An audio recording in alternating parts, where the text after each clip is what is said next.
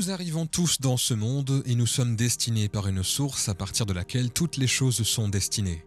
Tout vient de cette source. Tout ce dont vous avez besoin pour ce voyage physique se trouvait au moment de votre conception et même avant. Mais la plupart d'entre nous ont abandonné ce rêve ou nous n'avons pas su à quel point nous étions puissants. Lorsque j'étais en 3e année, je suis rentré de l'école et j'ai demandé à Madame Scarf, la dame chez qui nous vivions et qui avait 52 enfants, ce qu'était éléphant scorbutique. Elle m'a demandé où j'avais entendu ça. Je lui ai répondu que Madame Poole, mon institutrice de 3e année, avait dit à Madame Smith, la directrice à l'extérieur de la classe, que Wayne Dyer, qui était dans sa classe, était un éléphant scorbutique. Elle a pris le téléphone pour appeler la directrice, qui lui a dit que je mélangeais tout car il ne s'agissait pas d'un éléphant scorbutique dans sa classe, mais d'un élément perturbateur.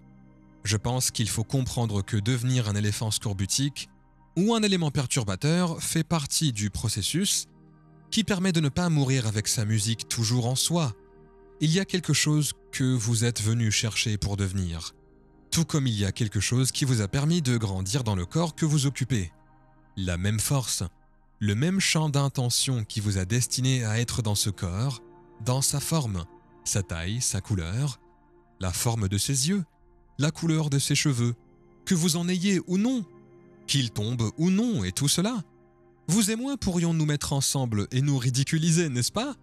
Tout cela et aussi tout ce que nous devions devenir était prévu. Il y a un sens à l'intérieur de nous, un endroit très calme, un sens intérieur, un Tahiti intérieur, une île intérieure de paix qui sait que nous savons que nous ne sommes pas ce corps dans lequel nous sommes. Vous savez où il va et vous savez qu'il a surgi de nulle part. Il est parti de nulle part et est apparu ici, ce qui est la même chose à part une question d'espacement. Vous êtes maintenant dans ce lieu, pour la plupart d'entre vous, vous regardez autour de vous, vous vous regardez et vous regardez votre corps faire ses mouvements. Où pensez-vous qu'il aille? De retour à nulle part, mais pendant qu'il est là, il y a quelque chose qui brûle à l'intérieur de chacun de nous. Tout ce que nous avons à faire, c'est de comprendre ce secret des plus étranges. Que nous devenons ce à quoi nous pensons. Nos pensées sont l'élixir magique. Je me souviens d'avoir été dans cet orphelinat et d'une tempête de neige. Il y avait 2 pelles à neige dans le sous-sol de notre maison. L'une avait les bords tout recourbés, et on ne pouvait pas gagner beaucoup d'argent avec une pelle à neige dont les bords étaient recourbés. Il y en avait une autre, brillante, que Madame Scarf avait fabriquée elle-même. J'avais l'habitude d'y aller quand il commençait à neiger, et il semblait qu'il neigeait beaucoup plus à l'époque qu'aujourd'hui. Je dormais avec cette pelle à neige et je sortais à 5 heures du matin pour pelleter les trottoirs de tout le monde sur Tucker Street. Je ne demandais pas si c'était d'accord, s'il voulait que je le fasse, si je pouvais le faire, si c'était possible. Je prenais simplement l'initiative. J'y suis retourné plus tard dans la matinée avec mon meilleur petit numéro d'Oliver, parce que j'étais mignon. On ne dirait peut-être pas aujourd'hui, mais j'avais alors de jolis petits cheveux blonds. Je me tenais là et je leur disais simplement que j'avais déblayé la neige pour eux ce matin. Parfois, je recevais 5 ou 10 cents. J'avais même eu 25 cents quelquefois. Cela ne semble pas beaucoup, mais cela représente 4000 $ en monnaie d'aujourd'hui.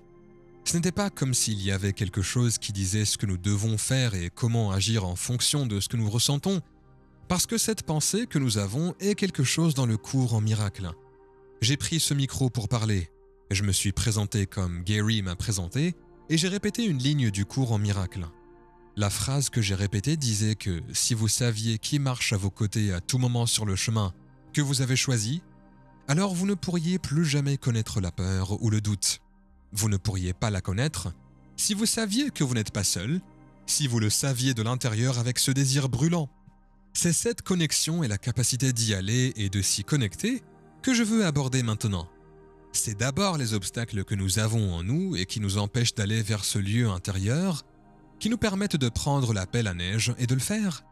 J'aimerais ensuite vous parler d'un livre très puissant que j'aimerais que vous lisiez tous. Il s'intitule « Le pouvoir contre la force ».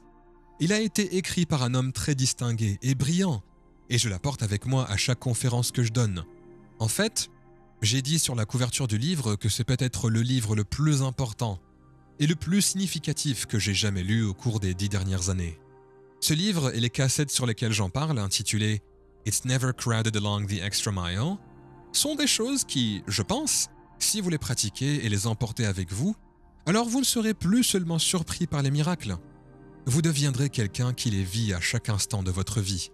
Il n'y a absolument aucun doute à ce sujet.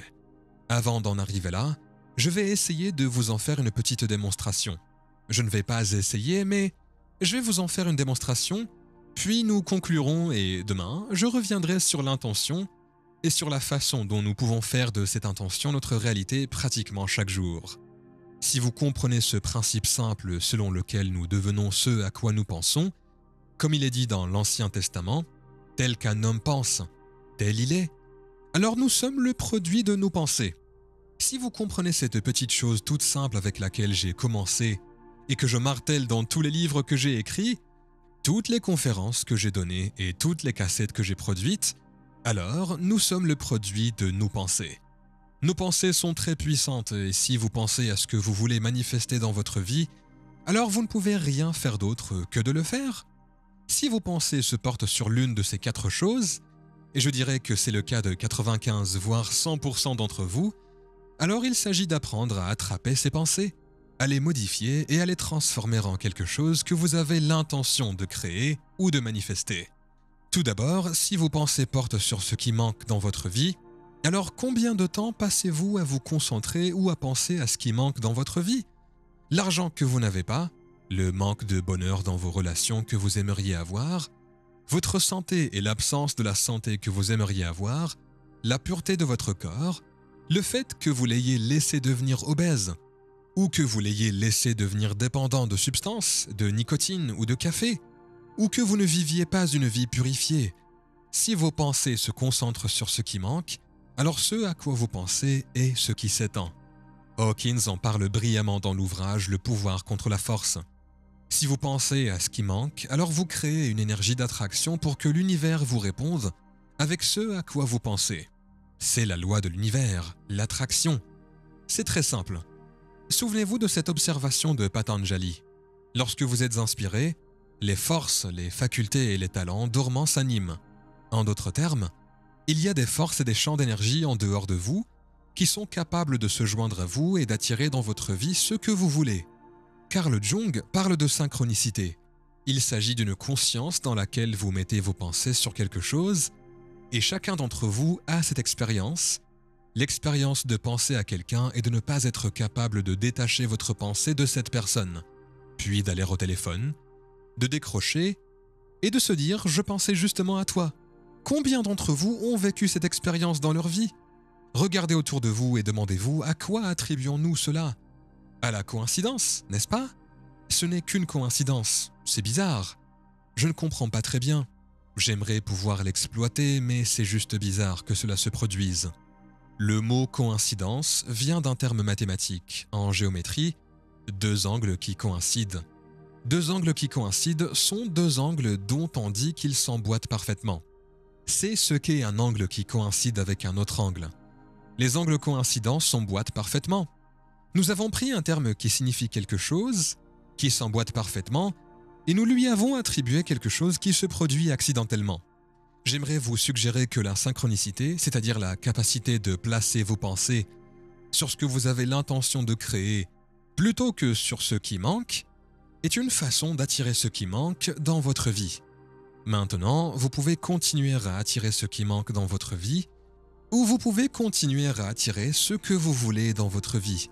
Il s'agit simplement de changer d'orientation.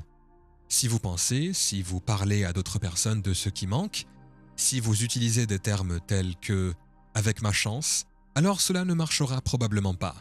Je changeais d'avion à Dallas en provenant de Fort Lauderdale et à destination de San Francisco. La femme assise à côté de moi est arrivée. Nous avions environ 10 minutes pour prendre notre correspondance. Elle s'est levée et a dit, alors que nous rassemblions nos affaires, que tout le monde essayait de descendre de l'avion pour essayer d'avoir sa connexion. Elle a dit « Avec ma chance, je n'aurai pas ma connexion ». Je me suis alors demandé pourquoi elle était devenue une personne qui se projetait dans l'univers, dans le monde de l'énergie illimitée. Pourquoi aurait-elle projeté l'idée qu'avec sa chance, les choses ne marcheront pas? D'où cela vient-il? Pourquoi aurions-nous ce concept d'énergie? Je lui ai répondu qu'avec ma chance, j'aurais ma connexion et que j'avais l'intention d'avoir ma connexion. Elle m'a dit que je ne pouvais pas arrêter un avion qui s'éloigne. J'ai répondu que je pouvais absolument le faire et que j'avais l'intention de le faire.